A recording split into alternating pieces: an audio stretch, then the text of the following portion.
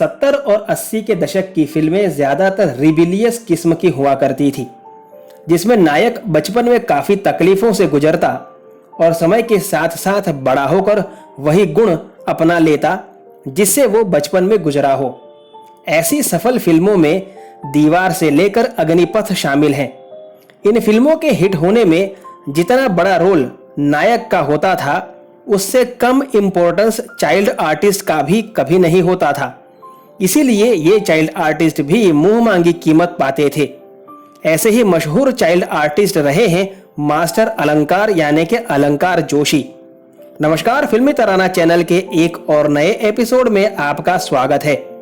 अलंकार जोशी की तो फैमिली ही एक्टर्स से भरी है। फेमस एक्ट्रेस पल्लवी जोशी के अलंकार बड़े भाई हैं। पल्लवी भी चाइल्ड आर्टिस्ट रह चुकी हैं।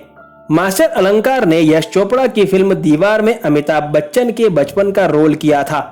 70 के दशक में आई इस फिल्म के बाद कुछ और फिल्मों में मास्टर अलंकार को साइन किया गया। अमिताभ की दीवार के बाद तो मास्टर अलंकार सबसे ज्यादा डिमांड में रहने वाले चाइल्ड आर्टिस्ट बन गए। उन्होंने सीता और गीता, शोले, धड़कन और ड्रीम गर्ल जैसी कई फिल्मों में काम किया। धीरे धीरे मास्टर अलंकार का सितारा बुलंद हो गया और वो सभी की पहली पसंद बन गए। मास्टर अलंकार का सितारा उस वक्त सफलता की बुलंदी पर पहुंच गया जब 90 के दशक में यश चोपड़ा और राज कपूर जैसे बड़े निर्देशकों ने अलंकार को अपनी फिल्मों में साइन किया। लेकिन धीरे धीरे अलंकार के लिए रोल फिल्मों में कम हो गए, जिसके बाद अलंकार ने फिल्मों को अलविदा कह दिया।